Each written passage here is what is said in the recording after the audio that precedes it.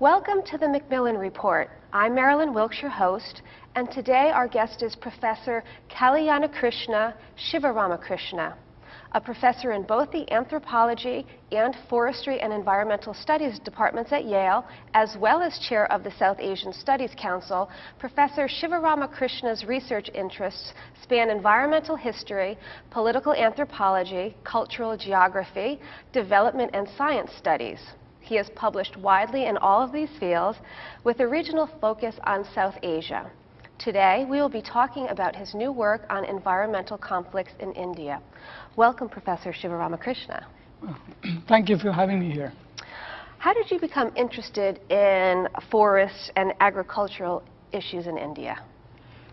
That goes back a while because this is not my first career. I started out right out of college going to work for the government of India, and in that job I worked first extensively in Eastern India as a rural development officer, getting a lot of experience doing rural development projects, mainly to do with agricultural development issues.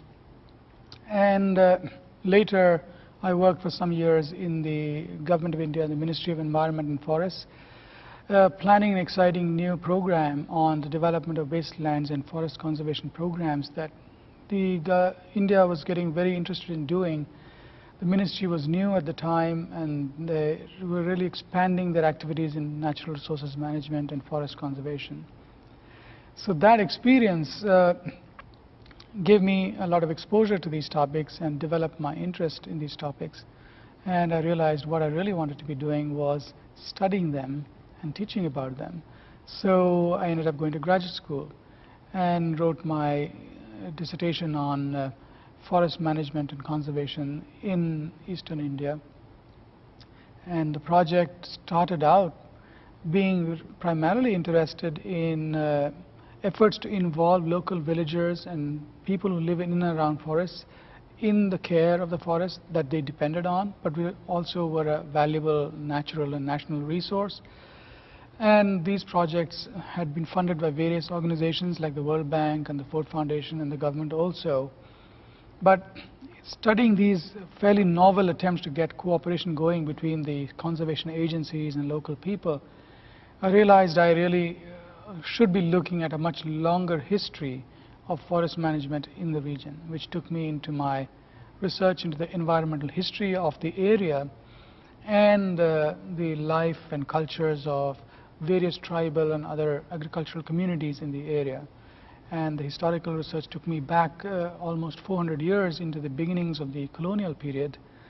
And I ended up working on that topic for almost 10 years for my dissertation and beyond, and wrote several books and articles on that topic. And that was sort of how I got into this. Okay, so let's talk about your newest project. Tell us a little bit about it. Since then, my research moved into related areas. I got interested in more broadly in human-animal relations, wildlife conservation, and the relationship between environmental change and agriculture, especially in certain dry areas where there was chronic food and livelihood insecurity, and how that might be related to the scarcity of water and the poor conditions in which people farmed. And studying that took me also to new regions. I went, after having worked for more than a decade in Eastern India, in Bengal and in Assam, I now moved my field research to South India, to the state of Tamil Nadu, which is on the southernmost part of India, just across the sea from Sri Lanka. And working there, I began to study initially dryland farming, but got interested in issues of migration and related issues of wide-ranging conflicts around natural resources and the scarcity of natural resources. Let's talk a little bit about, specifically about those conflicts. Yeah. What are you finding?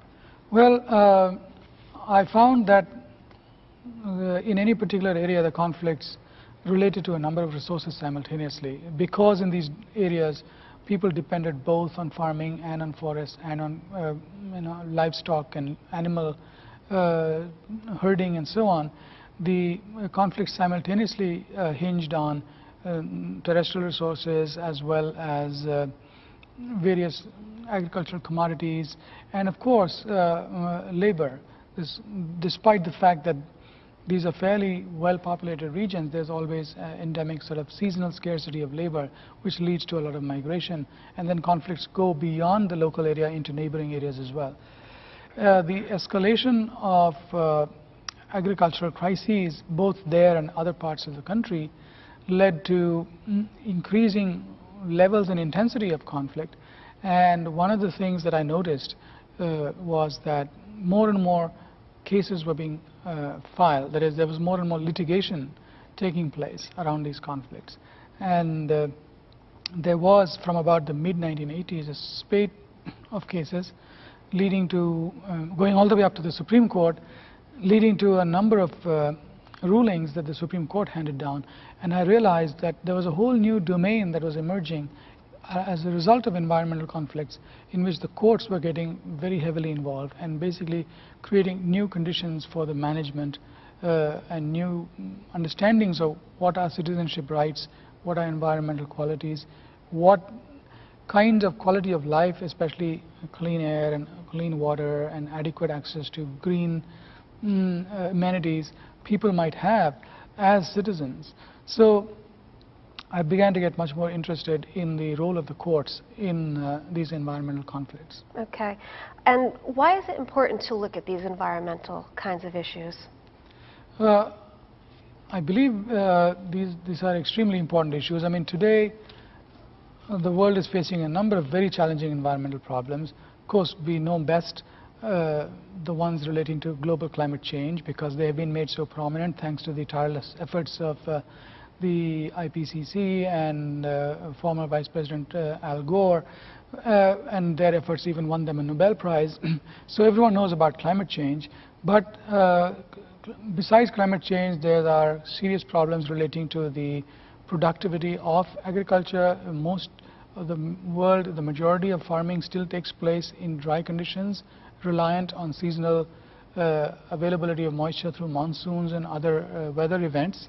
And such agricultural systems are in grave crisis, which is why we are having what appears to be a growing problem of food crises. For instance, in the news there have been a lot of talk recently of an impending food crisis in various parts of the world.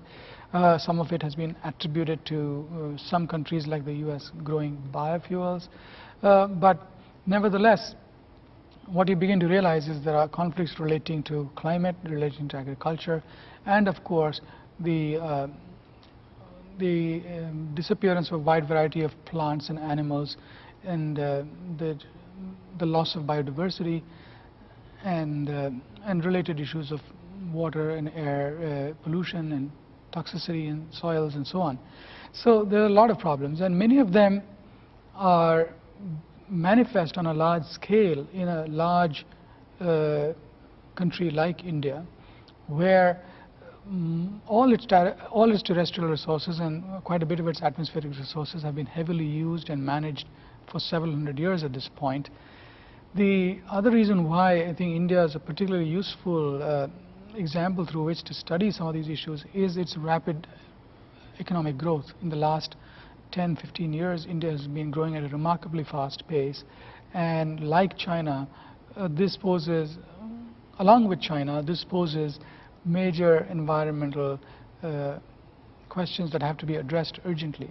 And I think studying them in a place like India is particularly exciting and rewarding because it's an open society, it's a democracy.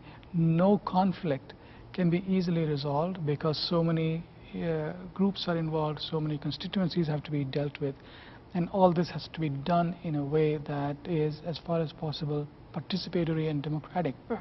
So in terms of your newest project, what are you hoping to find or learn through your research? As I said, I'm interested particularly in the emergence of this expanded judicial intervention in this attempts to manage and resolve environmental conflicts in India.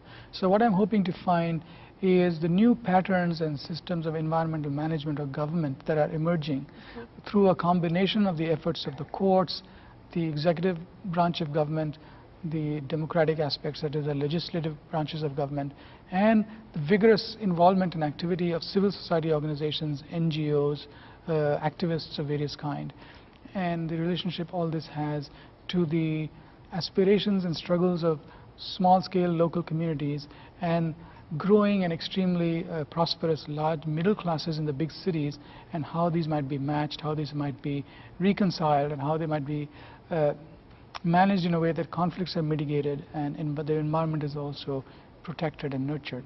Okay, so what is your next step with this project? Well, the next step is, as soon as I can get some leave, is to go off and do some more field work. I'm looking forward to doing that in a short while, in a year or two. Okay, wonderful. Well, thank you so much for coming and sharing some of your work with us today.